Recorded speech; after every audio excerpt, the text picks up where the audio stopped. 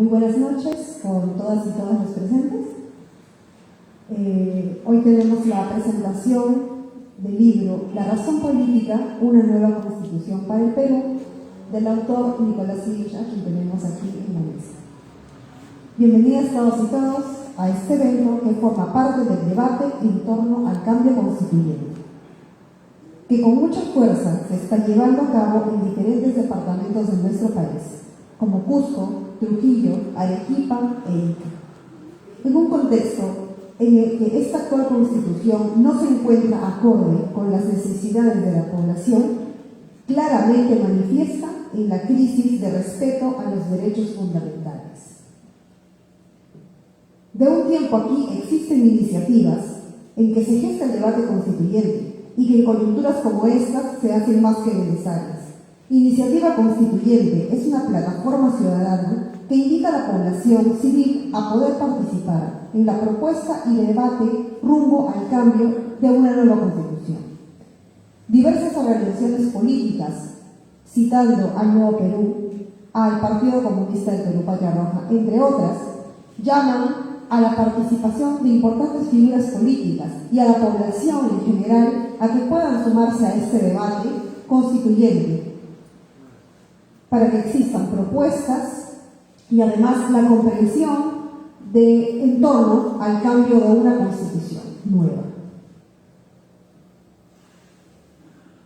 Vamos a iniciar este evento de iniciativa constituyente en la ciudad de Lima, enmarcado por dos eventos importantes: la presentación del libro como acto central, pero a su vez también un taller para el día de mañana a las 9 de la mañana.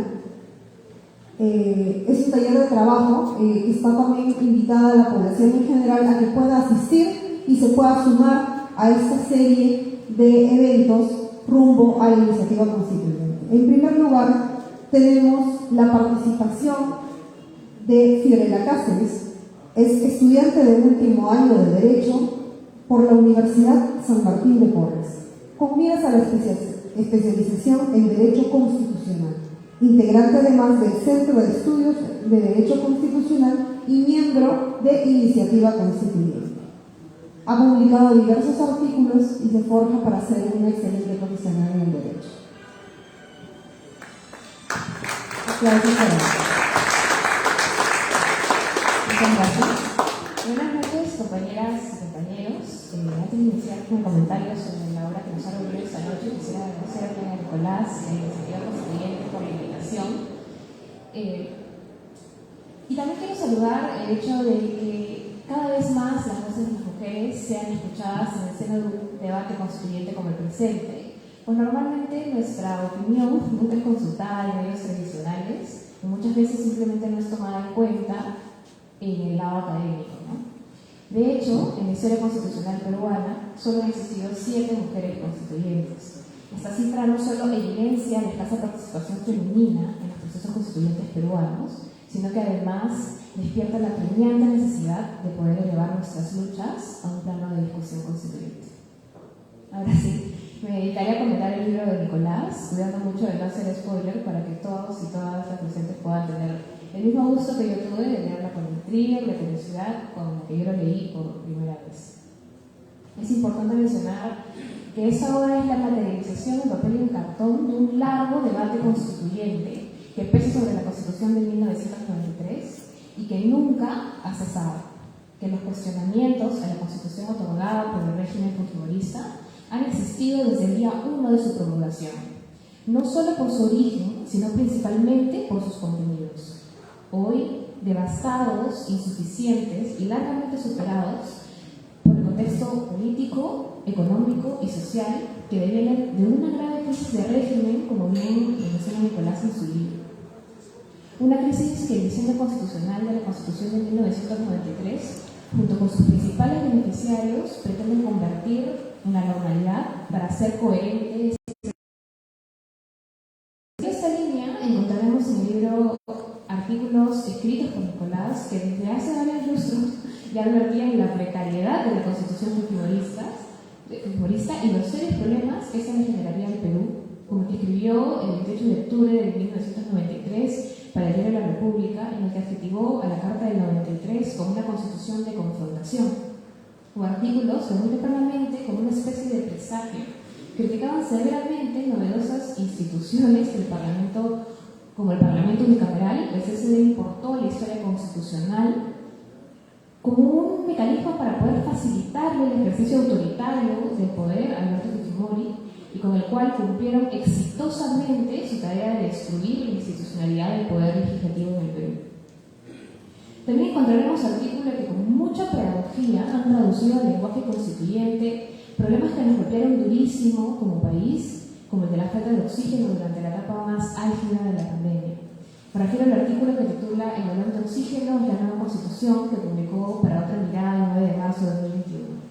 Y digo traducción al lenguaje constituyente porque con mucho acierto Nicolás logró identificar la génesis del desabastecimiento de balones de oxígeno y de la precariedad de la prestación del servicio público de salud, para situarla en una discusión constitucional respecto a la necesidad de repensar un régimen económico anacrónico y mortal como el que propone la Constitución de 1993. Otros artículos, por supuesto más recientes, van mucho más allá de la crítica al modelo constitucional actual, para así poner sobre la mesa la discusión de los contenidos esenciales que deberán repensarse, rediscutirse y rediseñarse en una nueva Constitución. De esta forma, Nicolás en su libro nos propone que debe repensarse el régimen económico de la Constitución de 1993 para darle paso a uno en el que la libertad de mercado se ejerce en armonía con el interés social y público, que permita la coexistencia de diversas formas de propiedad y sobre todo la participación económica del Estado en sectores estratégicos. Un régimen económico que priorice las políticas públicas que promuevan activamente el desarrollo económico del país a través de la justicia tributaria, el favorecimiento del capital nacional y otros aspectos sumamente interesantes. Por otro lado, otro asunto a reformularse desde la óptica de Nicolás es el tema de la descentralización, para que los gobiernos regionales y locales alcancen una autonomía económico-material sobre la base del desarrollo territorial. Asimismo, también resalta la necesidad de democratizar los medios de comunicación en aras de rescatar el derecho a la libertad de expresión y de información de las operaciones económicas y lucrativas de los oligopolios mediáticos. Sobre el asunto de la parte dogmática de la nueva Constitución, la propuesta incluye una ampliación de derechos fundamentales. Sin embargo, hace bien Nicolás en advertir el postulado de Roberto Barbarella sobre el constitucionalismo latinoamericano y el problema de la efectividad de los derechos fundamentales, puesto que la voluntad de la ampliación en el reconocimiento de derechos y garantías no ha ido acompañada de una sala de máquinas de poder funcional que permita la satisfacción de los mismos, situación que debe preverse y corregirse en la redacción de un nuevo texto constitucional. A esta propuesta humildemente me gustaría agregar la necesidad de llevar al debate la reforma de todo el capítulo de la organización del Estado de la Constitución de 1993, es decir, de la parte orgánica de la Constitución.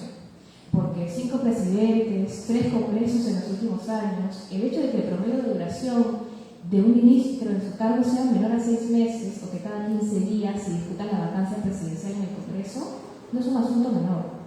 Tampoco se trata de una crisis política coyuntural generada únicamente por el mal comportamiento de los actores políticos, sino que marca enfáticamente el final de una fórmula política de la Constitución fujimorista, así como su fracaso.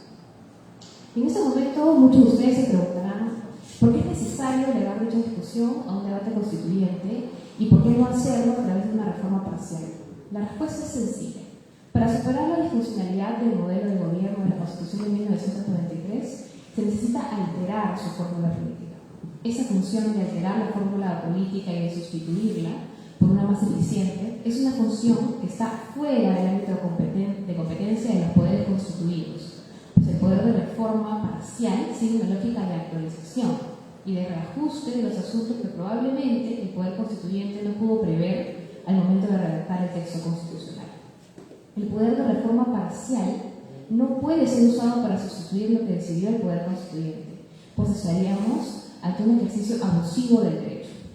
Y no lo digo yo, lo han dicho altas cortes constitucionales como la Corte Constitucional Colombiana o incluso el propio Tribunal Constitucional Peruano a través del reconocimiento jurisprudencial del control de constitucionalidad material de las reformas parciales. En conclusión, los reajustes y las reformas que necesita la parte orgánica de la Constitución de 1993 no pueden hacerse desde una reforma parcial, pues estaríamos acabando con una máxima clásica del derecho constitucional a través de la que se diferencian los alcances del poder constituyente frente a los del poder constituido. Bien, terminando con esos asuntos técnicos que admito pueden llegar a sonar un poco aburridos, no quisiera finalizar mi participación sin antes mencionar la incidencia que hace Nicolás en sus libros sobre la necesidad de redefinir nuestra identidad como peruanos y que en consecuencia se declare en la nueva Constitución que el Perú es una nación pluricultural y multilingüe. Esto nos hace recordar a un problema que es transversal a la historia constitucional peruana, el problema de la subjetividad. ¿Quién es sujeto de derecho en el Estado peruano?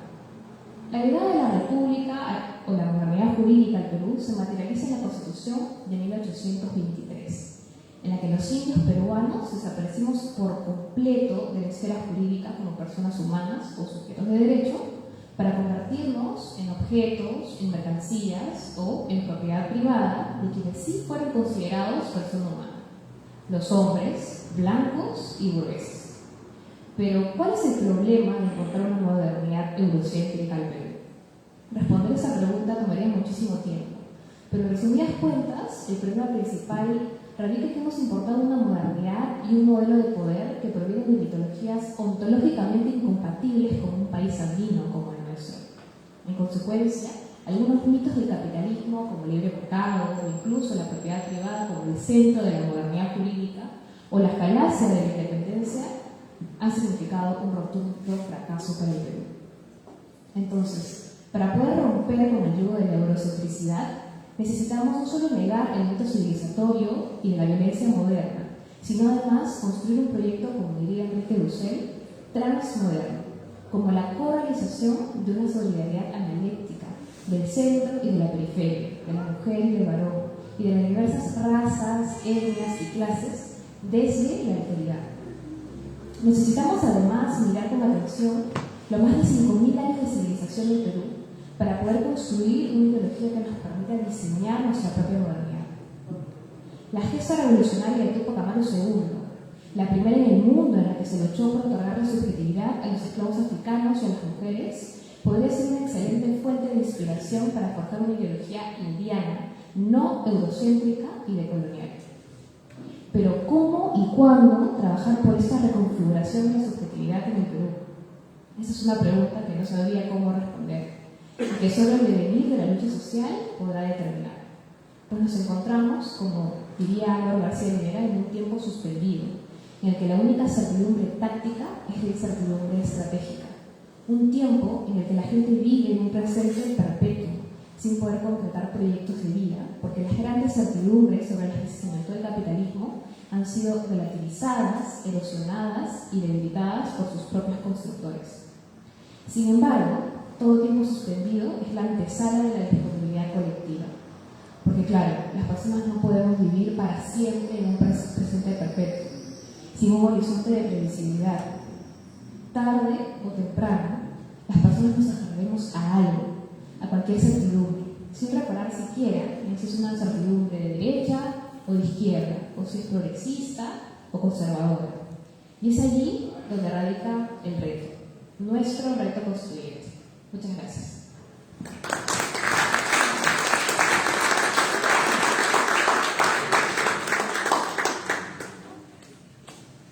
Y agradecemos a Fiorella Cáceres por tan importante aporte.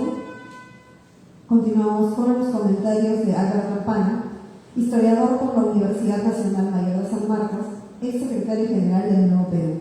Miembro de la asociación Nuestro Sur, ha publicado diversas contribuciones en los principales medios de comunicación escritos como La República, Diario 1, etc.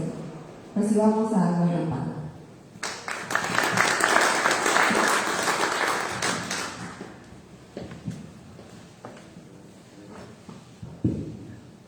Bien, muy buenas noches a todos y todas.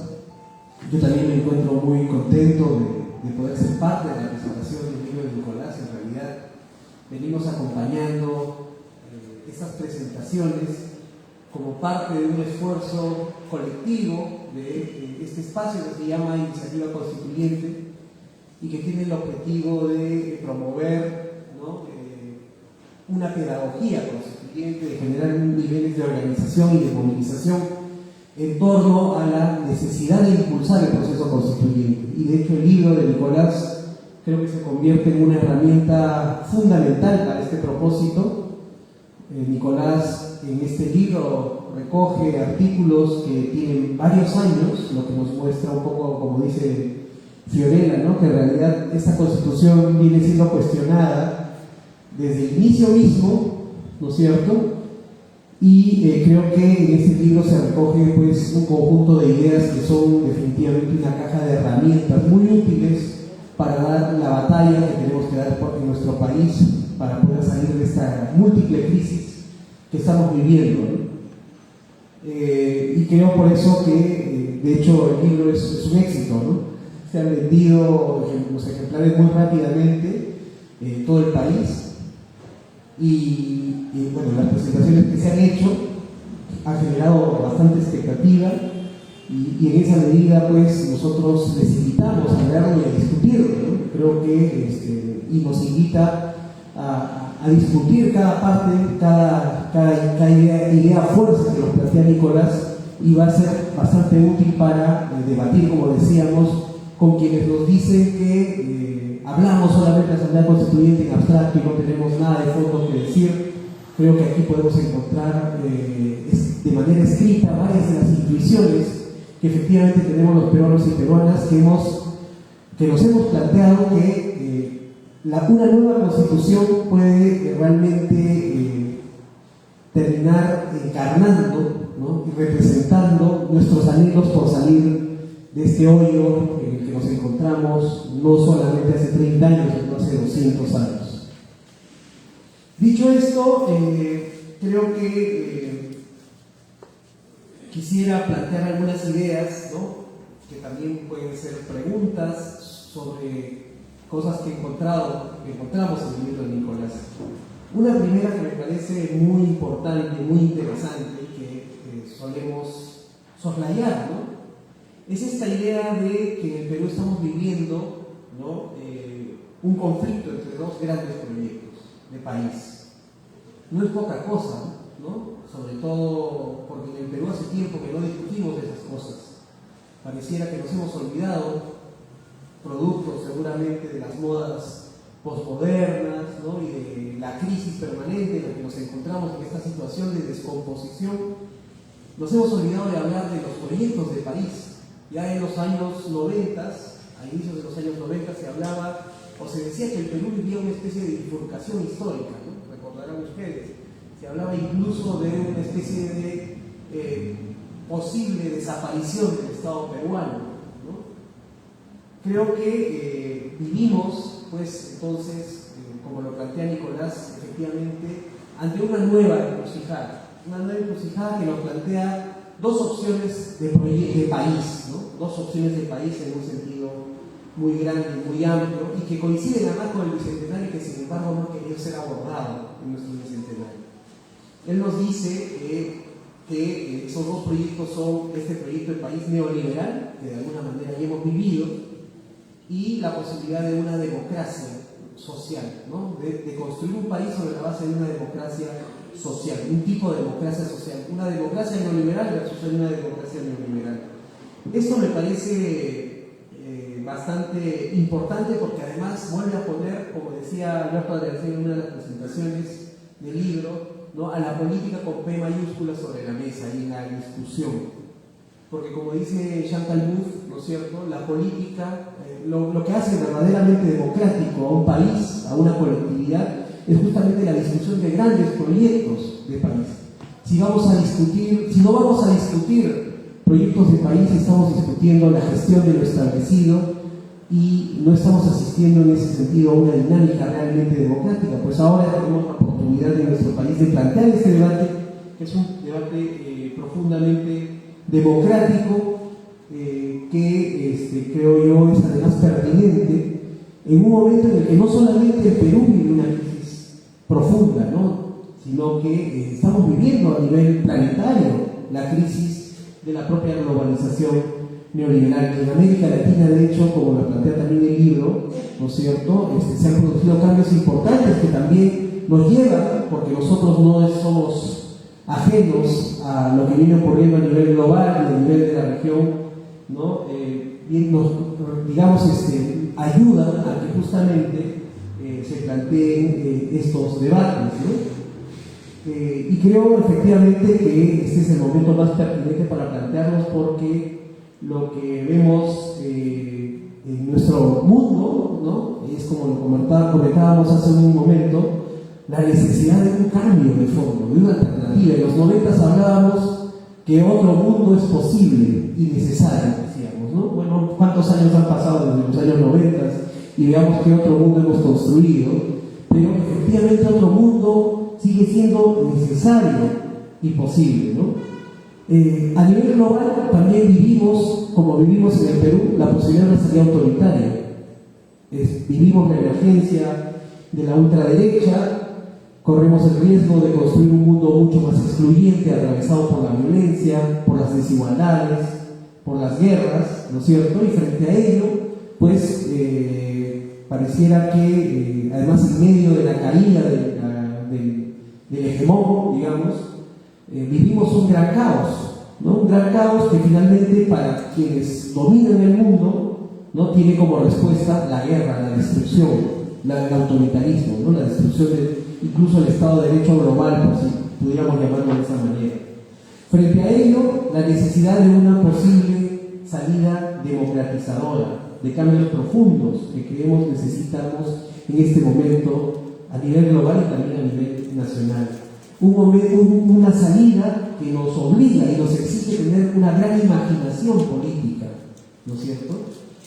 Luego de una política basada en la gestión y administración de lo establecido, como lo único posible, además, ¿no? Entonces, creo yo que lo que hemos vivido con la pandemia, por ejemplo, el cambio climático, ¿no?, se abre un gran espacio para que nuevamente imaginemos, pues, un mundo distinto, donde hay ciertas ideas, fuerzas que han pertenecido y pertenecen a la izquierda, y creo que se hacen más vigentes que nunca, ¿no? Imaginarnos otro tipo de desarrollo, otro tipo de relación entre las distintas etnias, culturas, ¿no es cierto?, derroteros civilizatorios, otro tipo de relación con el ambiente, ¿no?, un tipo de democracia mucho más sustantiva, un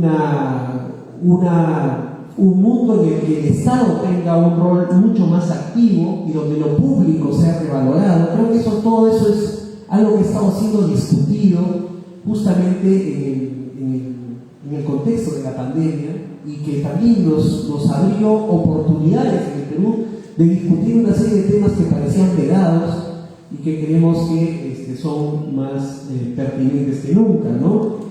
Y dicho sea de paso, también nos lleva a plantear, pues, el tipo de burguesía que hemos tenido en el Perú, definitivamente, ¿no? A pesar del crecimiento espectacular de los últimos, de 10 años aproximadamente, gracias a los grandes altos precios de los commodities, a pesar de que han tenido 30 años de hegemonía, ¿no es cierto?, quienes hasta hoy los gobiernan y nos dicen que no hay más alternativa que la suya, hemos tenido el mérito, por decirlo de alguna irónicamente forma, ¿no?, de tener el primer lugar de muertos en esta pandemia.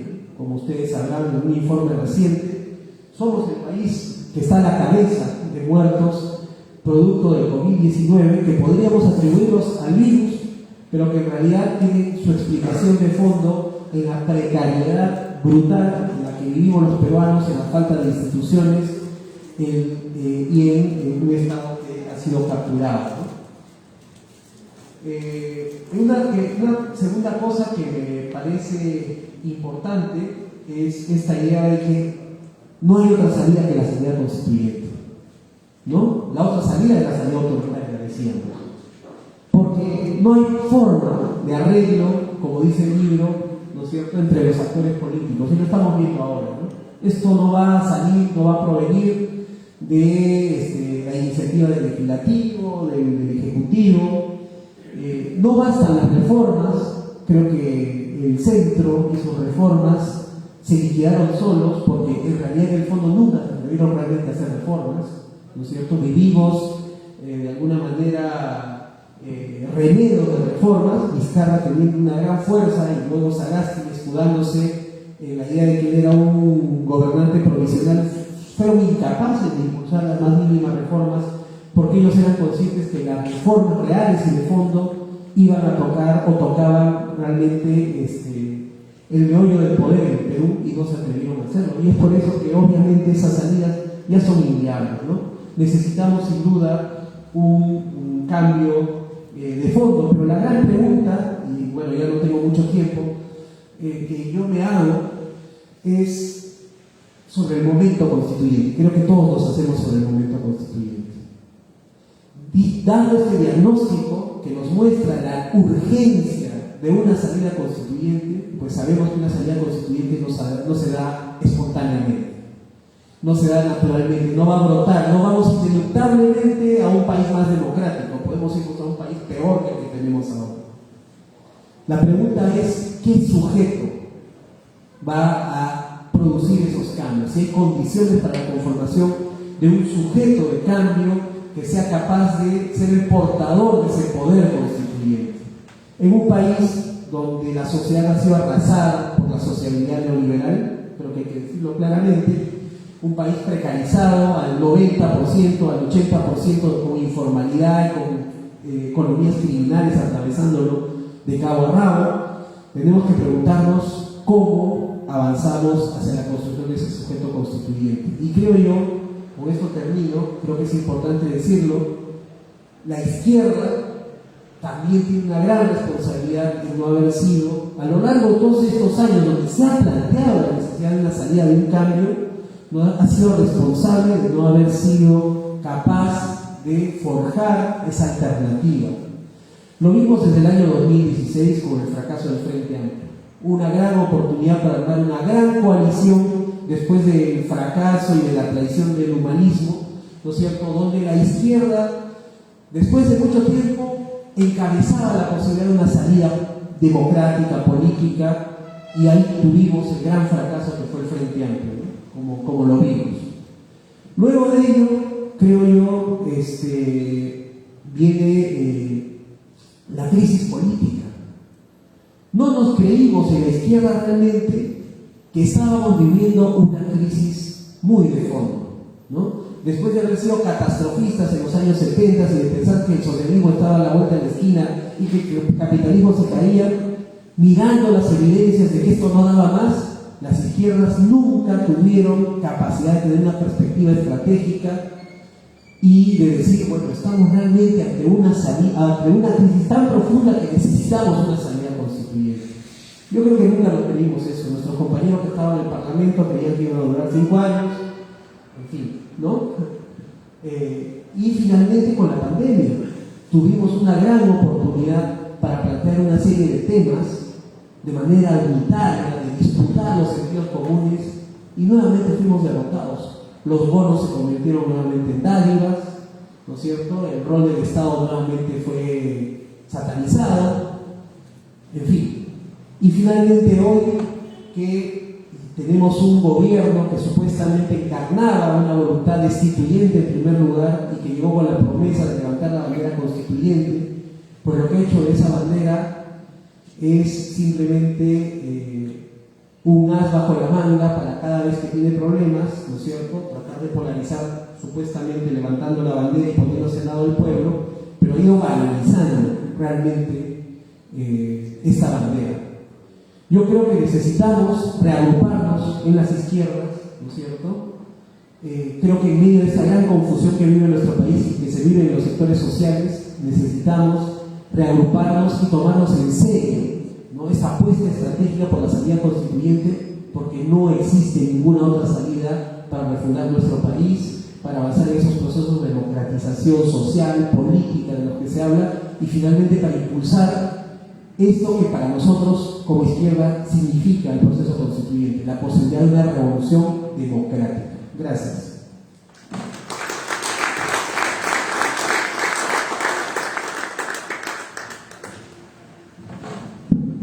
Y agradecemos a Álvaro Campana por su intervención tan precisa. Antes de continuar con nuestra siguiente panelista, vamos a pedirle por favor a nuestro compañero Alonso Paz, por favor distribuya los papeles que se encargarán de contener las preguntas que los que deseen realizar a los panelistas puedan plasmar. Bueno, siguiendo con el programa, tenemos los comentarios de Luis Gárate, comunicador por la Universidad Jaime Bausate y Mesa, destacado analista político, cuadro político joven y autor del libro El mito persistente, periodista, ex regidor de la Municipalidad Metropolitana de Lima y actual director de Comunicando. Recibamos a Luis Gárate. Muy buenas noches, gracias Michelle. Un saludo a los miembros de la que nos están viendo mediante la transmisión también en vivo que se está haciendo desde la página de Iniciativa Constituyente. También saludar, seguro que hay algunas personas que nos están viendo desde esa señal.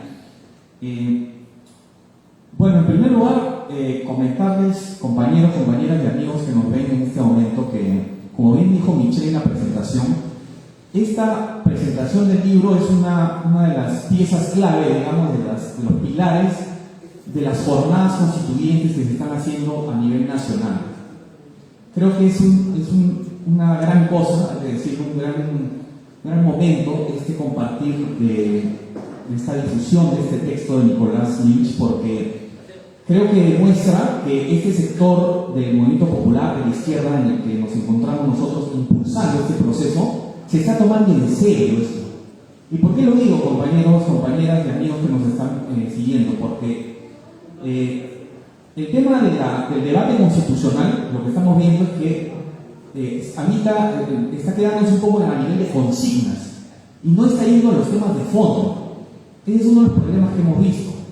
Y la derecha, muy hábilmente, hay que decirlo, y sobre eso quiero regresar luego, está jugando a generar una dicotomía en la que los que quieren la nueva constitución es Cerrón, es Perú Libre, son los izquierdistas, entonces hay que destruir esa posibilidad, ¿no? Son los chavistas, los comunistas, el Cerrón y su gente, ¿no? Entonces, por eso creo que este proceso que se está formando en la iniciativa constituyente, formado por partidos, por personalidades, por ciudadanos interesados en debatir ese tema, es un gran proyecto que tiene un gran potencial aún para que siga creciendo como una bola de nieve, digamos, porque estamos abordando en serio el tema de fondo, que es explicar, ¿no?, por qué consideramos que estamos, digamos, en ese momento, ¿no?, que un poco es lo que aborda el libro, y creo que de ahí lo que tenemos que ir agarrando cada vez más, todavía no estamos en esa etapa, creo, pero la idea es que este proceso nos lleve a discutir poco a poco cómo se va a llegar a la famosa Asamblea Constituyente y a los contenidos del proyecto constitucional, que es, yo creo, la carne y el meollo del asunto, y que es donde todavía no estamos. O sea, estamos esbozando algunas ideas, algunos temas que estarían en el proyecto constitucional, pero aún no estamos metidos en ese debate. Quiero regresar después de hacer ese preámbulo, a resaltar la importancia del libro, porque una nueva constitución, la razón política de Nicolás Lynch, porque como bien han dicho las compañeras de los compañeros que me antecedieron, el libro tiene el valor de ser una herramienta pedagógica, que creo que es uno de los grandes problemas que tenemos nosotros hoy en día en la izquierda, y es que no hemos dejado la pedagogía política. Estamos en el coyunturalismo, respondemos todo es reactivo, ¿no? Respondemos a las crisis, salimos a marchar, pero no estamos descuidando la pedagogía política, la formación. Entonces creo que justamente este libro de Nicolás Lynch cae preciso para este proceso en el que nos encontramos, que es, se requiere herramientas teóricas, analíticas, para abordar estos temas de fondo, y es justamente explicarle a la población, a nuestros conciudadanos, que son una serie de conceptos que están detallados en la primera parte del libro, como es qué es el proceso constituyente, el momento constituyente, ¿no? Este análisis que hace Nicolás de el poder constituyente originario, de explicar estos conceptos, todo el análisis que hace de la República Criolla y su crisis, No voy a detallar obviamente todos los capítulos y las partes del libro, porque obviamente ahí lo tienen que encontrar, y Nicolás lo va a explicar más a fondo. Solamente quiero decir que el libro realmente es una recopilación, como bien se dice en su presentación, de no solo estos conceptos tan importantes que se requieren manejar, lo que creemos en la nueva Constitución, tenemos que manejar, digamos, estos conceptos para poder explicarlos, ¿no? Y discutirlos, por supuesto, que tampoco estén escritos de piedra. Tenemos que discutirlos de cara, obviamente, a los actores sociales de la población, que es la que nos interesa persuadir. Y también, bueno, la otra parte que me parece vital es este análisis histórico, sobre todo del origen de la famosa Constitución actual, ¿no? que es importante también, ¿no? Porque eso es parte del debate, no es todo. A veces yo creo que a veces nos quedamos un poco en cuestionar el origen de la Constitución actual, que es clave, por supuesto, pero no nos podemos quedar ahí, ¿no? O sea, sí creo que es central, ¿no? El saber el origen fraudulento, qué cosa, el proyecto ideológico político que estaba detrás de esa Constitución, y un poco una buena parte de los artículos que había publicado y que están recopilados en el libro de Nicolás nos permiten detalladamente ver cómo fue ese proceso, ¿no? Y que es clave, pero creo que es uno de los pilares del debate, pero no el único. Y bueno, yo a partir del libro, y en realidad creo que el libro, como bien se ha dicho aquí, es parte de estas jornadas constituyentes que son para hablar con la sociedad, ¿no? Con los ciudadanos y ciudadanas. Creo que plantea varios, ya voy a pasar a dar unos comentarios, preguntas, digamos, un poco tienen este doble aspecto, ¿no? Porque creo que a partir de estos conceptos que desarrolla el libro de Nicolás y hacer una reacción rápida, un poco lo que ya dijo también Álvaro, ¿no?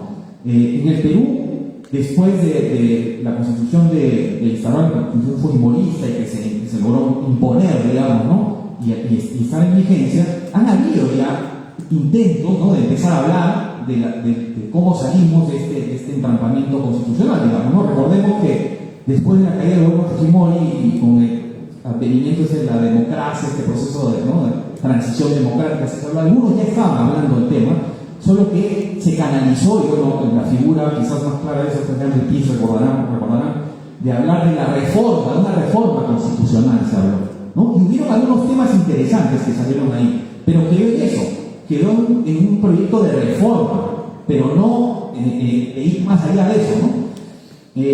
Después recordemos que lo de Ollanta, ¿no? Que una de las banderas, de las tantas banderas de la figura de Humala y en su momento como candidato en el 2006 y luego en el 2011 era el tema constitucional, ¿no? O sea, ya estaba en el ambiente el tema.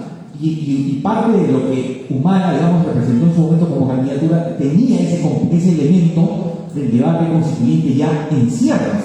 Pero bueno, ya no tengo que contar esa historia, todos sabemos cómo terminó Humala y su pacto con los grupos de poder. Y bueno, luego recordemos que este tema vuelve a salir, ha salido en varios momentos, estoy recapitulando solo los principales, en las protestas contra Merino. Recordaremos todos estas protestas, estas asonadas populares tan grandes que se dieron. El tema volvió a aparecer, ¿no? Lo veíamos en los carteles de los chicos, de los jóvenes, en las regiones, en Lima, ya estaba otra vez apareciendo y algunos dijimos, bueno, parece que aquí ya se nos está viniendo también ya el momento. Pero bueno, luego pasó eso y se dispersó nuevamente el tema constitucional. Y ahora lo más reciente ha sido, recordemos, con las elecciones, donde en las elecciones últimas nacionales, donde estuvo Verónica levantando el tema, y luego Pedro Castillo, que eso también lo menciona Nicolás de su libro, y bueno, ya sabemos, no tengo que contar la historia que ha pasado con ese asunto. Entonces, para ir cerrando, compañeros, compañeras, ¿cómo salimos de ese entrampamiento y cómo disputamos este tema del contenido del debate a la derecha que nos quiere arrinconar? Y ustedes han visto a este señorito, a este señor Lucas Berzi, que se pasea por todos los medios, todos los días están como un loro repitiendo de que el debate de los que quieren una constitución es el debate que están planteando los izquierdistas, el señor Cerrón, porque quiere instaurar una dictadura, ¿no? Ese es el argumento que están empezando a sostener. Los que hablan de una constitución lo que quieren es una dictadura tipo, dice él, obviamente, quieren instaurar una cosa tipo Nicaragua, tipo Venezuela, Cuba, ¿no? Ese es el rollo de los derechistas. Y entonces dice, pero si ustedes quieren cambios en la Constitución, pueden hacer reformas, dice, ¿no? Ese es el argumento de si quieren cambiar el capítulo económico, pueden hacer su reforma, pidan su reforma, hagan su reforma de tal o cual capítulo. Entonces, ellos están construyendo una narrativa desde los medios, de los opinólogos, ese señor que lo pasean todos los días por todos lados. Entonces, nosotros también tenemos que tener claro qué narrativa vamos a construir para persuadir a la gente de que este debate de la Constitución es un debate más allá de la izquierda, que no es un tema solo de unos loquitos de izquierda, digamos así, que se nos antoja pues el tema porque queremos imponer un modelo como lo que ellos dicen, ¿no? Este es un tema que creo que tenemos que tener claro que trasciende a la izquierda. Y creo que lo tenemos claro, creo que no es tan fácil persuadir a otros sectores todavía que no son, digamos, de nuestro campo, ¿no? Sectores democráticos, republicanos, ¿no? Que creo que yo estoy seguro que cada vez más este tema va a ir agarrando carne y podemos eventualmente persuadir a otros sectores de la sociedad que es necesario el tema del cambio constitucional. Entonces, para ir cerrando ya, yo creo que se abren varias otras preguntas. Gracias. Hay un tema clave que me parece que tiene que ver con el tema de algo menciona esto Nicolás, pero el tema de hegemonía. No quiero meterme en el tema porque es muy amplio, pero el tema del debate de la Constitución tenemos que tener un poco claro este concepto para nosotros, por lo menos gramsciano, ¿no? de la disputa por la hegemonía, es decir, el tema del bloque histórico, o sea, ¿quién es? Tiene que ver con lo que te preguntaba Álvaro. ¿Quién es el sujeto o los sujetos que están detrás de impulsar esto? No solo somos los izquierdistas iluminados, digamos, que queremos una nueva constitución. Es decir, ¿cómo hacemos esto a la carne en la población? ¿No? Entonces, yo creo, compañeros, que hay que sacar lecciones, y un poco lo que decía Fiorella es clave, ¿no? Hacer un repaso, es importante en nuestro proceso, en nuestra jornada, es importante hacer un repaso histórico de cómo han sido los procesos constituyentes en el Perú. ¿Cómo fue, por ejemplo, el proceso constituyente del 79, 78-79? ¿no? O sea, ¿cómo se dio? Es importante analizar el contexto y cómo se llegó a esa constitución. Y bueno, hay que sacar lecciones, compañeros, compañeras, de los procesos de nuestros vecinos, ¿no? Recordemos lo que pasó hace no mucho, cómo fue lo de Venezuela, lo de Bolivia, lo de Ecuador, donde se construyeron unas constituciones muy avanzadas, muy osadas en muchos de sus contenidos, pero bueno, habría que ver y preguntamos también lo bueno de esos contenidos y qué pasó también, porque bueno, los gobiernos que las impulsaron a veces, bueno, algunos ya cayeron, entonces bueno, las constituciones finalmente ¿en qué quedaron? Fueron papeles muy buenos, muy avanzados teóricamente, pero bueno, se están logrando ejercer esos derechos muy avanzados que se discutieron ahí. Esa es una pregunta que habría que hacer, ¿no? Y bueno, lo que está más fresco ahorita en nuestros vecinos del sur, sacar muchas lecciones del proceso chileno, compañero. Con esto ya cierro, porque una compañera, amiga nuestra que vive en Washington, que está estudiando un tema de ciencia política, me preguntaba, ella estaba estudiando lo que ha pasado en Chile y decía, bueno, se quedó admirada de la cantidad de grupos políticos y colectivos que han estado detrás del debate constitucional, porque lo de Chile, como ustedes muy bien saben, seguramente lo han visto, han leído las noticias, las opiniones, si bien es cierto, ese proceso fue una explosión social por temas económicos esencialmente, pero el debate de la nueva constitución no era de ahorita, no era de hace 2 años. Ya había partidos, colectividades, ¿no? Ciudadanos organizados de hacía mucho tiempo que estaban promoviendo ese debate abajo, en las comunas, en los barrios, ¿no? En los sindicatos, en las organizaciones de mujeres. Entonces, esto, como bien decía, esto es algo que aparece de momento, ¿no? Entonces, por eso yo creo, y ya para cerrar, compañeros, que la iniciativa constituyente es un gran paso, pero hay que avanzar. Hay que avanzar, y creo que el libro de Nicolás es un paso clave, es eso de discutir y empezar a hacer carne de este tema, de por qué la necesidad de hablar de una nueva constitución no es solo por un antojo intelectual o por una exquisitez que nos parece que sí, porque la historia por otros países, sino porque va a cambiar, efectivamente, puede ayudar a cambiar la vida de la gente, las condiciones de vida, la calidad de vida de los peruanos y peruanas.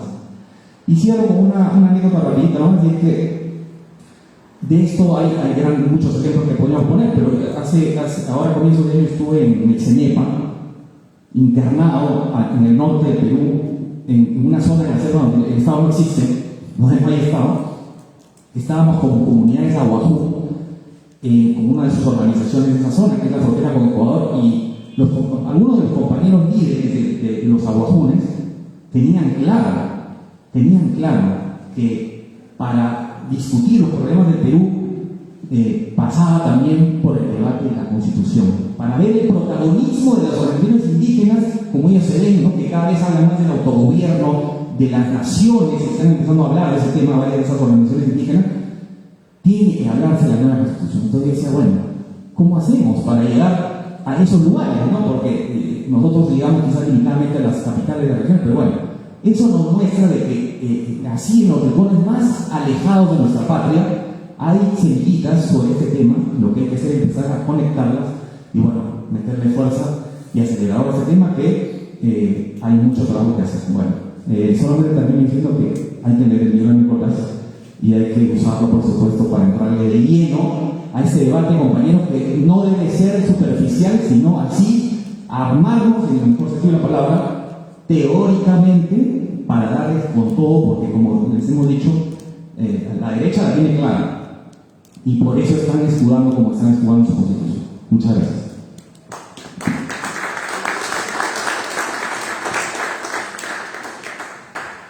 Agradecemos a Luis Gárate por el comentario. Y a continuación tenemos la intervención del autor del libro, Nicolás Reyes, sociólogo por la Universidad Nacional Mayor de San Marcos, con estudios de posgrado en México y Estados Unidos. Es especialista en reforma del Estado en instituciones representativas e investigador en el Instituto de Estudios Peruanos. Fue también columnista político de diversos diarios de circulación nacional, como La República, decano del Colegio de Sociólogos del Perú y también catedrático principal en la Universidad Nacional Mayor de San Marcos. Ha ocupado cargos de ministro de Educación y además embajador de Perú en Argentina. Recibamos un lujo por esta parte.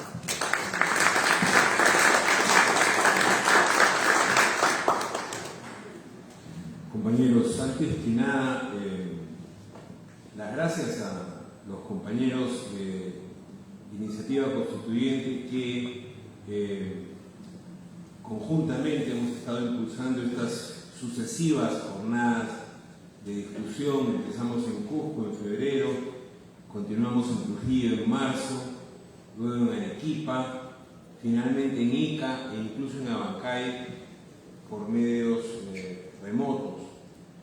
Y luego esta jornada ahora en Lima. Las gracias a los compañeros de Patria Roja por haber cedido su local y las gracias a todos los que han tenido a bien asistir esta noche. Y por supuesto a Fiorella, a Álvaro, a Lucho, que nos acompañan en la mesa, y a Michelle, que ha tenido la buena idea de acompañarnos también en la moderación. No es la primera vez, por lo demás, varias veces Michelle, tanto de la Iniciativa Constituyente como de Nueva República, nos ha acompañado. La primera cuestión, cuando pensamos en el tema constituyente, la primera cuestión que salta a la cabeza y que me hizo ponerle el título al libro es que estamos planteando una lucha por el poder, pero no cualquier lucha por el poder, una lucha por el poder que supone un planteamiento sobre los problemas de fondo del país y sobre el futuro del Perú. Por eso creo yo es que el tema constituyente despierta pasiones tan encendidas, porque los intereses en juego son intereses muy de fondo. Y por eso también el nombre. La Constitución siempre se asocia con lo jurídico, y lo jurídico es importante. No podríamos decir más, además, después de la exposición de Fiorella. Pero creo que para poder afrontar el tema constituyente, también como un tema jurídico, hay que pensarlo, o hay que empezar a pensarlo como un asunto de poder. Y por eso yo, en el ensayo introductorio a los 48 artículos que publico, en el libro, empieza recordando a Ferdinand de Lassalle. Ferdinand de Lassalle fue un socialista alemán de mediados del siglo XIX, ¿no? Era el presidente de la socialdemocracia alemana, muy joven, llegó a presidente de la socialdemocracia alemana, en una coyuntura particularmente difícil, en una coyuntura de origen, de nacimiento de las fuerzas socialdemócratas, la lucha por la primera constitución alemana, la constitución liberal de una breve duración, creo que 3 o 4 meses, que se promulga en la ciudad de Frankfurt y que finalmente se la echa abajo una reacción terrateniente. Y reflexionando sobre esta derrota política, porque los socialistas habían apoyado a los liberales que habían de alguna manera liderado este proceso, Lassalle decía: una correlación es producto de una constitución, perdón, es producto de una correlación de fuerzas y de los factores de poder que se desarrollan en esta correlación de fuerzas. Y digo esto porque creo que con la bandera constituyente estamos empezando, ojalá que sea así, a construir una correlación de fuerzas favorable a poder lograr una asamblea constituyente y una nueva constitución. Pero como se trata de una cuestión de poder de gran magnitud, no es fácil construir esta correlación de fuerzas y no es una cosa que se hace de la noche a la mañana. Y digo esto por delante porque creo que es bien importante tener claro que estamos disputando poder en el sentido más serio de la palabra, que estamos buscando desarrollar una correlación de fuerzas, ¿no? Y que no lo vamos a lograr en 48 horas ni en 15 días, que estamos abriendo un proceso, ¿no? Algún amigo me decía, ¿cómo ves el tema constituyente en la coyuntura política siguiente? Y yo le decía, yo veo que lo que se viene en el país es una gran crisis política. Y si la cuestión del poder constituyente se inscribe, logramos inscribirlo, no se inscribe, como decía Álvaro, no es que se va a caer del cielo la inscripción, es que si logramos inscribirlo en el proceso de resolución de esa crisis, hemos dado un tremendo salto adelante.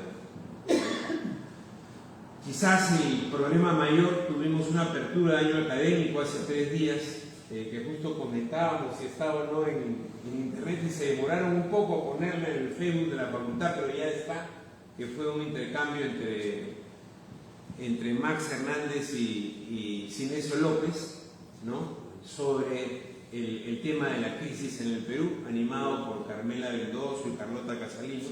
Fue un interesante diálogo. Y Sinesio ponía acento en un punto crucial. Decía, tenemos la crisis desatada, sabemos cuáles son los elementos de esta crisis, ¿no? Pero sin embargo carecemos de un sujeto político para resolver. Él nos decía, la crisis no se resuelve digamos en automático, las crisis las tiene que resolver una voluntad política, ¿no? Si es que queremos resolverlas hacia adelante, una voluntad política progresista. Y si no aparece esa voluntad política progresista, se resuelve en el contrario, ¿no?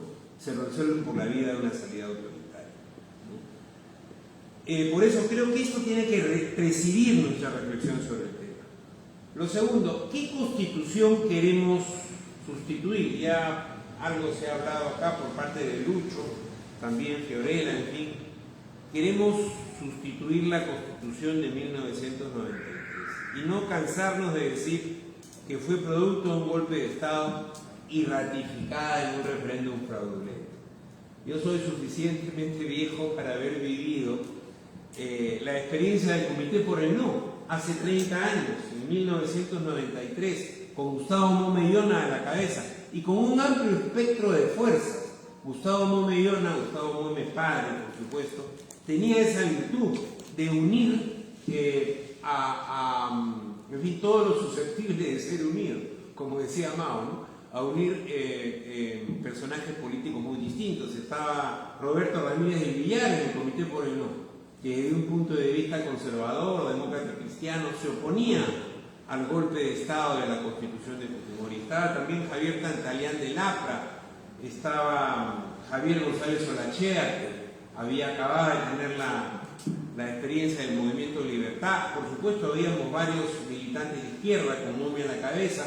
En fin, un espectro de fuerzas que da una lucha importante, ¿no? Primero en crítica a la Constitución, al proyecto de Constitución que se debatía, y luego que se mete a fondo a la campaña. Y la sorpresa nuestra fue que el doctor Juan Chávez Molina, miembro del Jurado Nacional de Elecciones en el momento, un jurista arequipeño, nos llama o llama a Mome y le dice: han ganado el referéndum 54-46. Y al día siguiente aparecen los periódicos que habíamos perdido. Entonces viene Chávez Molina y nos explica cómo se había procedido desde el Servicio de Inteligencia Nacional en una de las varias veces que intervienen los resultados electorales, cómo se había intervenido y cómo se había manufacturado el fraude, ¿no? Y este es un hecho muy importante, o sea, es un hecho que deslegitima el origen. Por eso decimos que es una constitución híbrida, porque carece de legitimidad de origen. Además, por supuesto, porque también decían, la del 79 fue hecha por una dictadura. Sí, pero Mome señalaba, fue hecha por una dictadura para irse, ¿no? Esta fue hecha por una dictadura para quedarse. Esa fue la diferencia, ¿no? Sin embargo, y acá hay una cuestión que debemos tomar en cuenta, la ejecutoria estatal desde el Estado y desde, en fin, diversos sectores de la sociedad, de la Constitución de 1993 le da una cierta legitimidad de ejercicio, ¿no? Sobre todo en los años en que, tanto en el gobierno autoritario de Fujimori como luego, después de la transición democrática de Paniagua, que preside Paniagua, de los llamados, entre comillas, éxitos económicos, que con el tiempo se han probado que no eran tales, pero que no aparecían así en su momento, ¿no? La Constitución adquiere una cierta legitimidad. Una cierta legitimidad, por supuesto, que de 2016 en adelante, ¿no? se cae justamente por la crisis del orden neoliberal que formula esa misma Constitución. Ahora bien, ¿qué cosa caracteriza el momento político actual? ¿Qué cosa caracteriza el momento político actual para poder decir que podríamos estar en los primeros momentos, valga la redundancia, de un momento constituyente?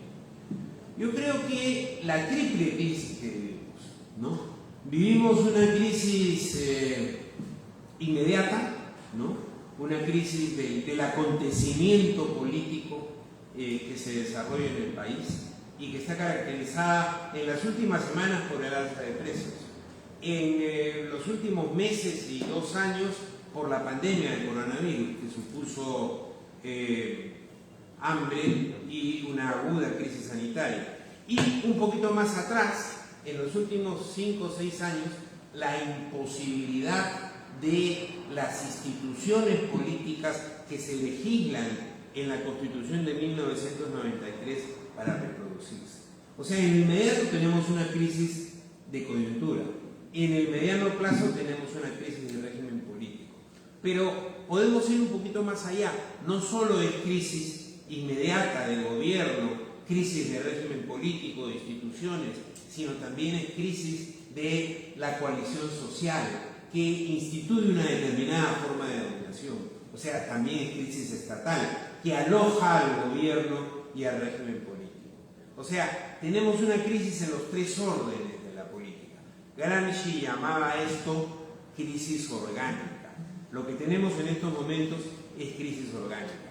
Y vemos que todos los intentos que han habido de solucionar esta crisis y que siguen habiendo de solucionar esta crisis no le encuentran una salida política. Hemos tenido 5 presidentes, 3 congresos, múltiples gabinetes y vemos que no hay una salida política, ¿no?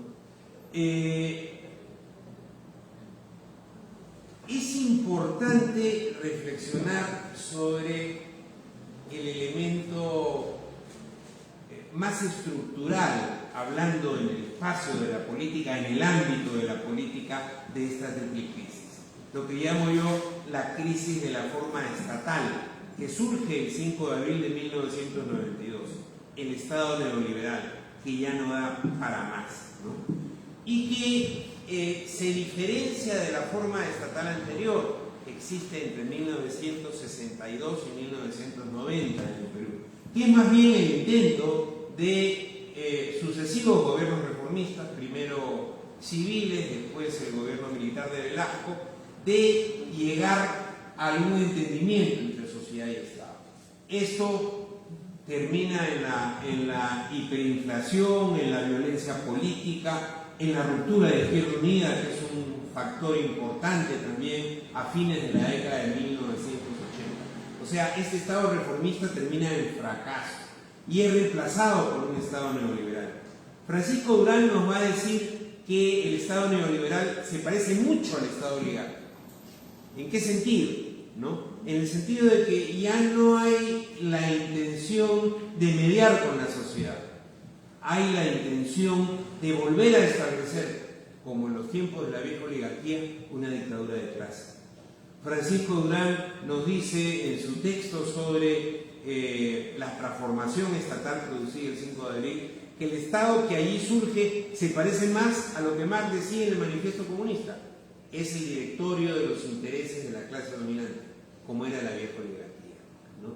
Y Durán nos dice, entramos a una dinámica donde más allá de quién esté en el gobierno, son los tecnócratas los que llevan el día a día del Estado, ¿no?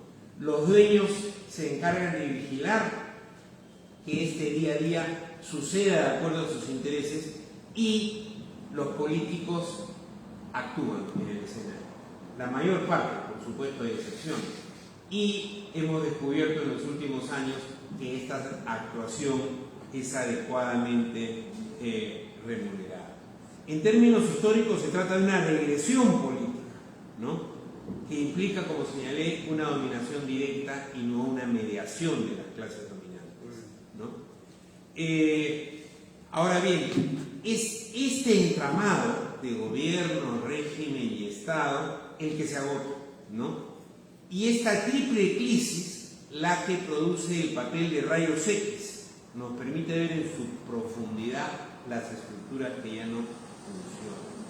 Ante esta situación, la salida no puede ser remediar lo inmediato que vemos en la coyuntura, sino atacar los problemas de fondo que tienen que ver con el régimen político o el Estado. Además, esta crisis nos permite también mirar hacia atrás, mirar a esa crisis crónica de la República Criolla que nos trajera la independencia de 1821. Si ustedes reparan un momento, hace un año o casi un año que ha sido el bicentenario de la independencia del Perú. Sin embargo, si revisamos los libros de historia, aquí hubo una celebración importante del centenario, una celebración que le sirvió además a Leguía para legitimar este régimen de patria nueva que quería inaugurar, ¿no?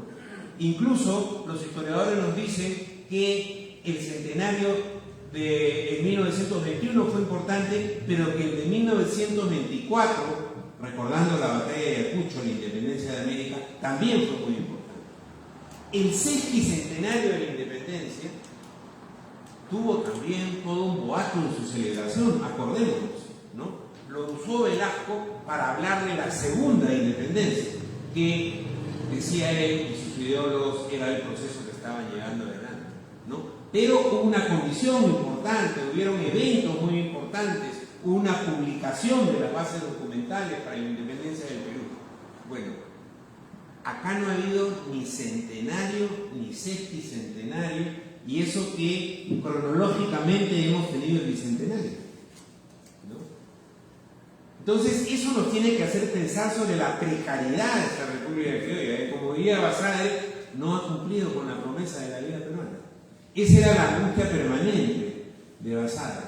¿no? Basadre lo reflexionaba en pregunta, no se atrevía, creo yo, a reflexionarlo en afirmación. ¿Y cuál es la promesa?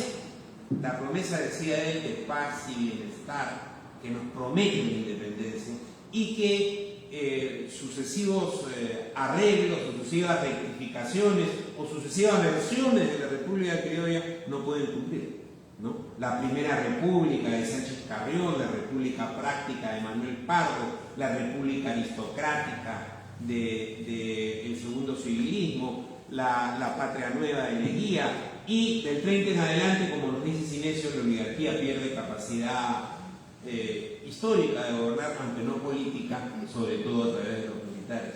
Pero tampoco el dominio oligárquico nos da un avance, ¿no?, hacia el cumplimiento de la promesa de la vida peruana. O sea, nos hace mirar hacia atrás y nos hace reflexionar sobre que hemos sido un país con una crónica dependencia de un poder extranjero, donde el racismo ha sido la forma básica de desarrollar la clasificación social, la jerarquización entre los grupos sociales, donde el poder real siempre ha estado en manos de una minoría, ¿no? La solución, por lo tanto, tiene un horizonte histórico mayor, ¿no? Tiene un horizonte histórico mayor. Y se trata de aprovechar esta coyuntura para poder entrar de nuevo en la historia, ¿no? Ahora bien, ¿qué significa una salida de fondo? A pesar de que no les guste a algunos, significa una salida constituyente. Es decir, que el poder vuelve a su titular último, que es el pueblo soberano, ¿no? Y por supuesto, desde la derecha nos dicen, pero eso es muy peligroso, porque el poder constituyente tiene todo el poder. Sí, pues, ha llegado un momento de crisis tan profunda y donde el arreglo actual no puede encontrar una salida política, que hay necesidad de cambiar al país de orientación, de cambiar al país de curso, ¿no? Y por supuesto, esto supone forjar un liderazgo, desarrollar una hegemonía y a partir de una hegemonía democrática y social plantear un acuerdo, ¿no? Los acuerdos nunca se plantean en frío, ¿no es cierto? Los acuerdos siempre son producto de grandes crisis. Los acuerdos fecundos, me refiero a los que producen cambios, ¿no? Entonces se trata de desarrollar un liderazgo, el actor que pedía Sinesio el otro día de San Marcos, ¿no?, de impulsar una hegemonía, en este caso constituyente, y de lograr finalmente, como tantas veces ha repetido Verónica Mendoza, un nuevo acuerdo social y político, ¿no? Y por esa razón es que en Iniciativa Constituyente optamos por la organización y por el debate constituyente. Otros, nosotros por supuesto no tenemos nada de desacuerdo, han optado por recoger firmas y hasta han habido 2 y hasta 3 intentos de recoger firmas. Cuando debatimos sobre qué hacer, no nos pareció que era la manera más correcta de ingresar al problema. Sí creemos que habrá un momento en que quizás haya que recoger firmas, pero creemos que no es este el momento, que este es el momento de debate y de organización constituyente. O sea, de impulsar la voluntad política, ¿no? De impulsar la voluntad política desde el movimiento social y desde los partidos progresistas, ¿no? Por supuesto que impulsar un proceso constituyente va a significar desatar una voluntad destituyente, ¿no? Una voluntad que va a decir que no existimos, que nos ignora o que nos identifica con el demonio en la imaginación de la gente, ¿no? Eso es lógico, eso ha sucedido en todas partes. Al impulso del proceso constituyente hay siempre una voluntad destituyente que se le opone, ¿no? Y por eso es indispensable la movilización social y política para contrarrestar y impulsar lo que señalaba hace un momento, el momento constituyente, ¿no? ¿Qué etapas tiene el momento constituyente? Yo veo 3 básicamente, ¿no? Me parece que la primera ya está cumplida.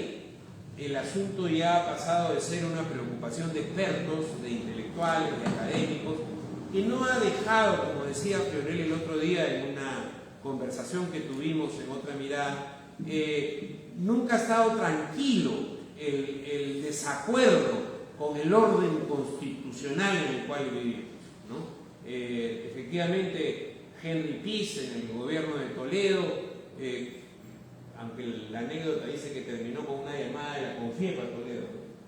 Ahí se hundió Henry Peace, ¿no?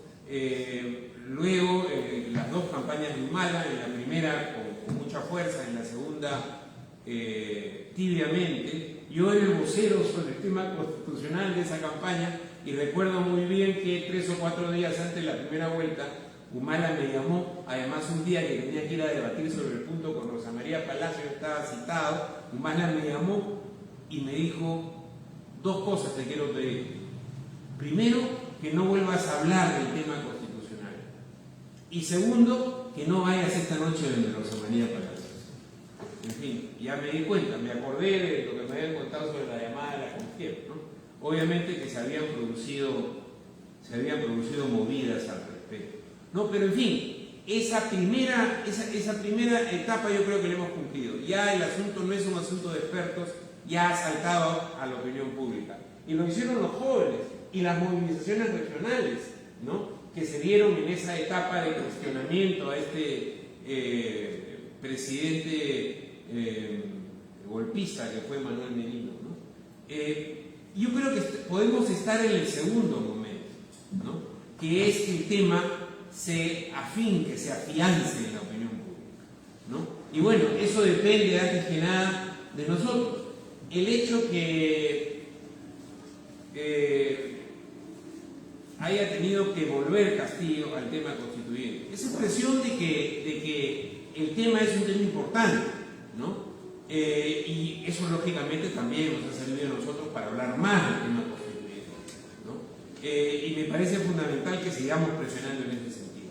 Pero hay una tercera etapa, ¿no?, que la recordaba Jorge González el otro día en una conversación, profesor de la Universidad Católica, Derecho Constitucional, de Filosofía del Derecho, en fin. Nos decía Gorky una cosa central. El tercer momento quizás es, o la tercera etapa del momento constituyente, que ya lo convierte en una situación irreversible, es que el tema sea conciencia cívica, ¿no?, que la organización y el debate conviertan en conciencia cívica.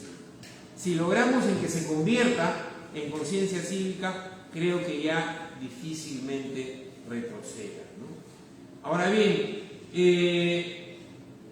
el contenido de la nueva Constitución, me la paso señalando 5 ejes. Por supuesto tengo ideas sobre muchos más aspectos, pero en esta primera etapa no he considerado prioritario hacer desarrollos de artículos o cosas parecidas, para centrar el debate en la necesidad política.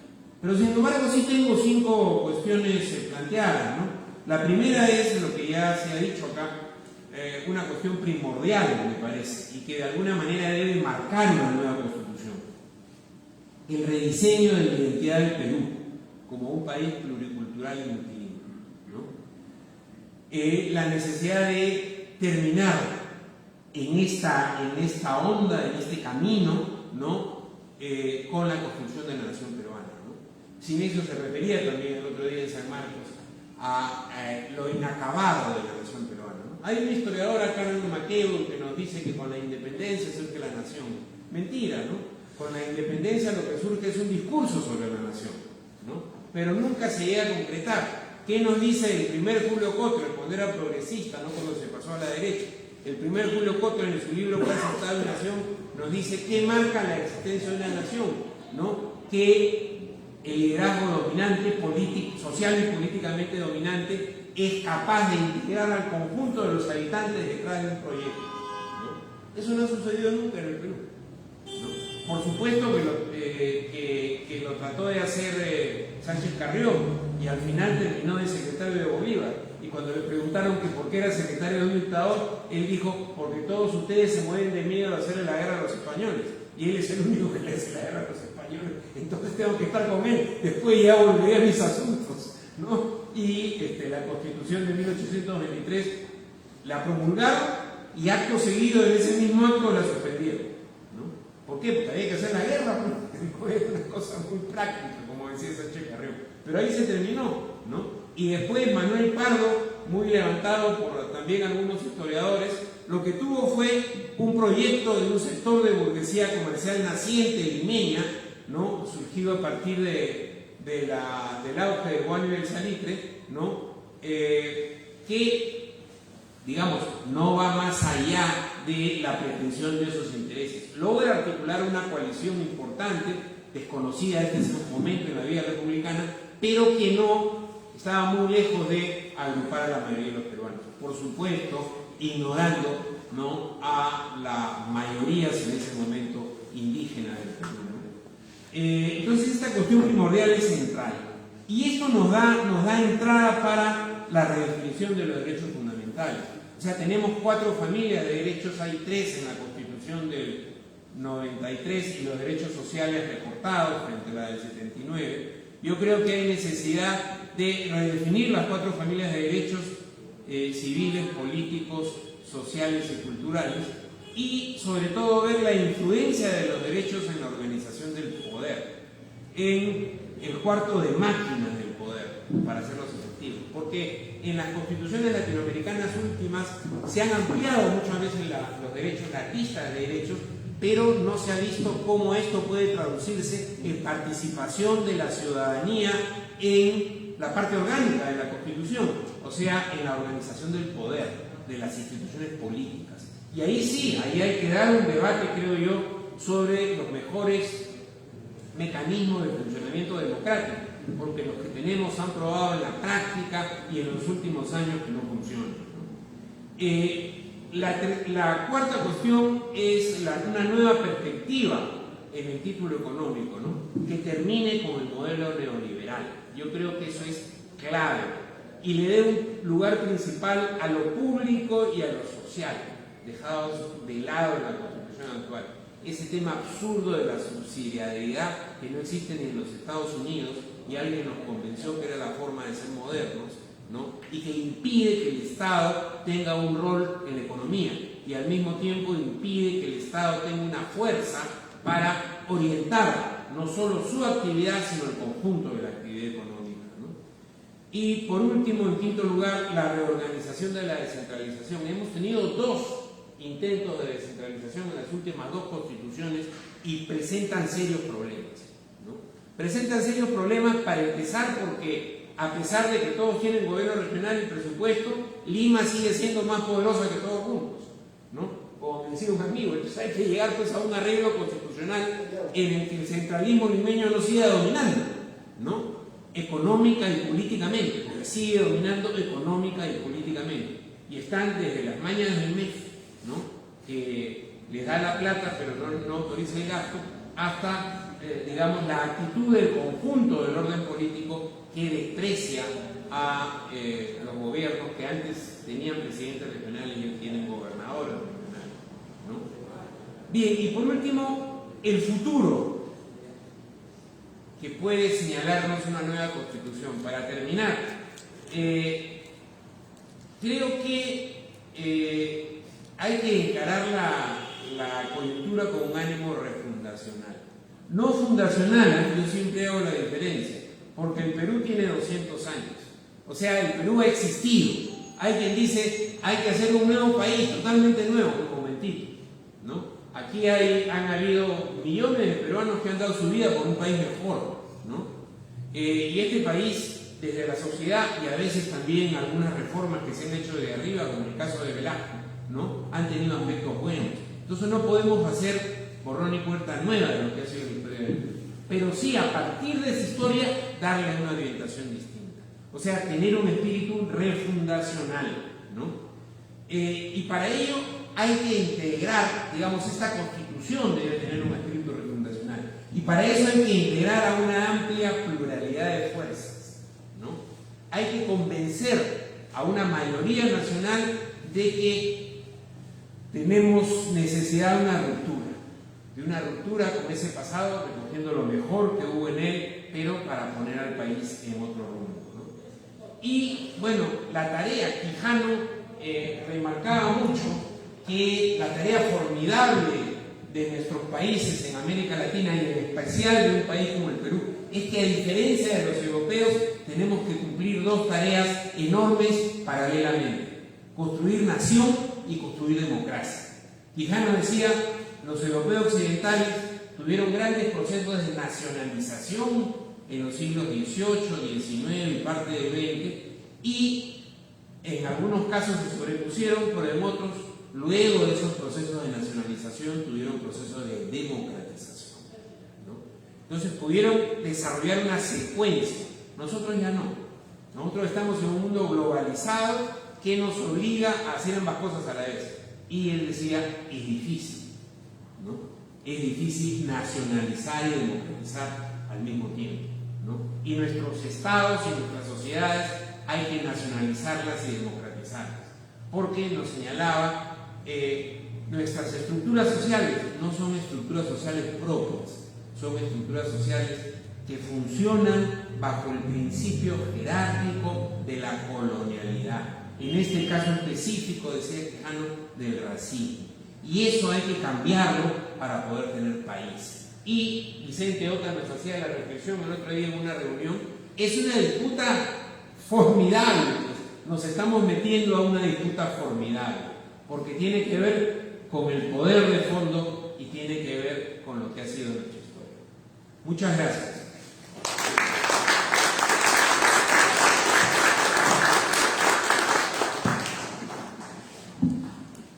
Bien, para ir un poco cerrando la dinámica del evento, vamos a pasar a las preguntas.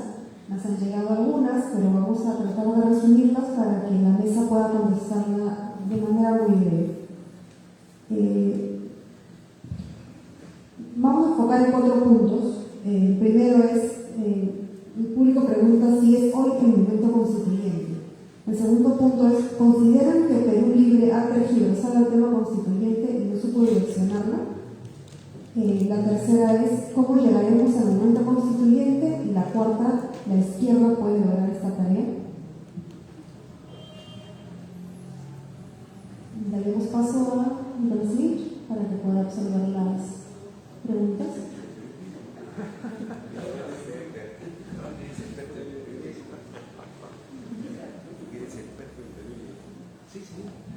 Algo de campana. A ver, bueno, creo que Nicolás nos ha planteado ya el tema del momento constituyente, ¿no? Y estas fases que él plantea debiera tener, ¿no? Y en qué momento estamos ahora, ¿no? Sin embargo, claro, la pregunta sobre el sujeto creo que sigue sobre la mesa, ¿no? Yo hace poco asistí a una presentación de un libro sobre Marx, que me pareció bien interesante, que se llamaba Disparen a Marx. Y una de las constataciones que hacían estos autores contemporáneos sobre Marx es que se había logrado hacer un diagnóstico, el diagnóstico que Marx había hecho sobre el capitalismo era más vigente que nunca. Y sin embargo había un problema con el sujeto, ¿no? O sea, paradójicamente el sujeto no funcionaba, no era como él se lo había imaginado en todo caso. Para mí esa sigue siendo la gran pregunta, y sin embargo creo que de alguna manera tenemos pistas, ¿no? Tenemos pistas de cómo forjar ese bloque histórico del que hablaba Lucho, ¿no? Creo que hay la emergencia, por ejemplo, de un movimiento agrario bien interesante, pero hay una confusión también muy grande, pero hay la emergencia, se ha ido mostrando en varios momentos. Hay un movimiento democrático, ¿no? Se ha mencionado aquí a los jóvenes que se movilizaron, que han salido en muchos momentos. Hay todavía un sector sindical muy importante, ¿no? A pesar de tener un país donde, digamos, la norma es más bien esta lógica antisindical, ¿no? Creo que ahí tenemos pistas de que hay actores, las mujeres, en fin, en otros momentos hay otros sectores incluso que podríamos catalogar de minorías, pero han estado presentes y han sido muy activos, ¿no? Creo que, como dice Nicolás, tal vez este programa que está dentro de la Constitución, estos ejes de la Constitución, pueden ser los que finalmente terminen también articulando estos sectores a una lucha más decididamente constituyente, ¿no? Yo, como parte del Nuevo Perú, fuimos parte de una discusión en el momento de la pandemia donde decíamos, no sé si me gustará mucho esta mención a Trotsky, ¿no? Cuando hablaba del programa de transición.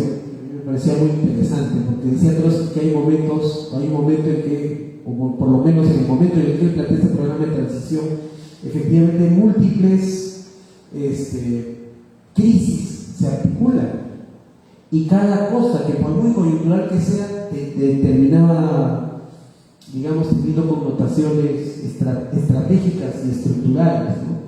Entonces, creo yo que, como se ha planteado por lo menos en nuestra organización, necesitamos en este momento un programa de emergencia, ¿no es cierto? Necesitamos un programa que articule un conjunto de reformas, pero esas reformas, ese programa de emergencia nos van a llevar finalmente a un cambio constituyente, porque esto no da para más, como ya muy bien se ha mencionado acá. Estas instituciones no van a tener capacidad de reproducirse, de legitimarse, etc. Y creemos que esto es lo que debe articular la movilización social, como lo hemos visto, ¿no? En el caso del Cusco, donde las demandas más inmediatas finalmente terminan siendo articuladas a la necesidad de convocar y a la exigencia de convocar una asamblea constituyente, por ejemplo, ¿no? Entonces eso me parece importante. Ahora creo que el papel de la izquierda es también muy importante, es fundamental. Y creo que la izquierda sigue sin estar a la altura de las circunstancias, o porque no entiende la crisis y no quiere entenderla y prefiere la normalidad, una normalidad que ya no existe, y eso lo hemos visto a lo largo de los últimos años. Y creo que eso no nos ayuda definitivamente, o en momentos como los de ahora, donde creo que hay una gran confusión, ¿no? Hay quienes se aferran, a mí me sorprende algunos saltos que dan algunos compañeros de haber sido absolutamente escépticos con el gobierno de Castillo, ahora ser castillistas. No lo entiendo, sinceramente, ¿no?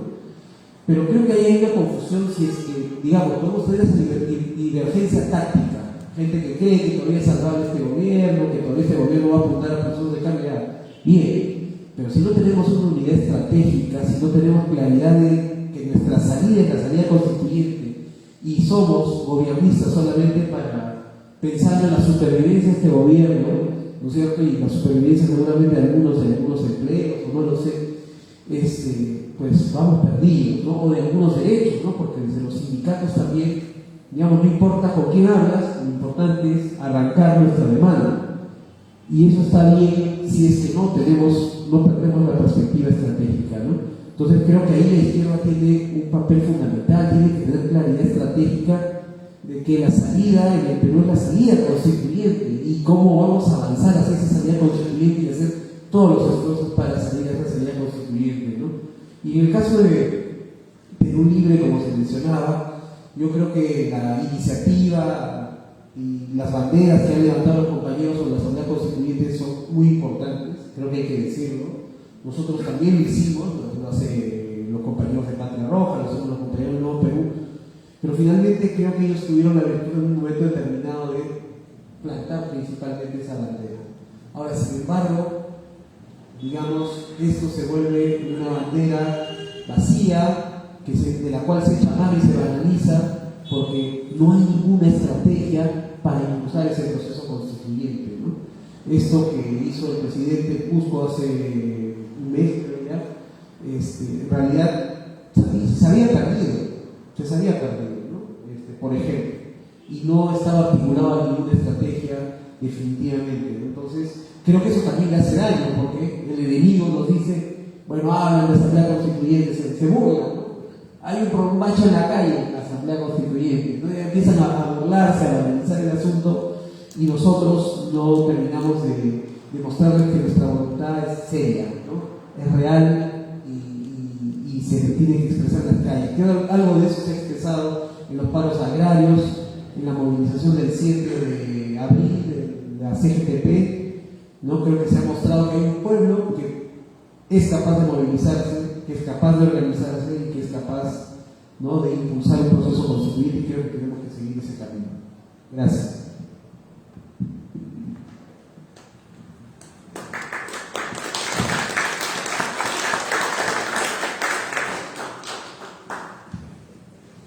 Bien, para culminar el evento, agradecemos la presencia de todas y todos los asistentes, no sin antes mencionar que el día de mañana, sábado 21, a las 9 de la mañana, tendremos un taller de trabajo.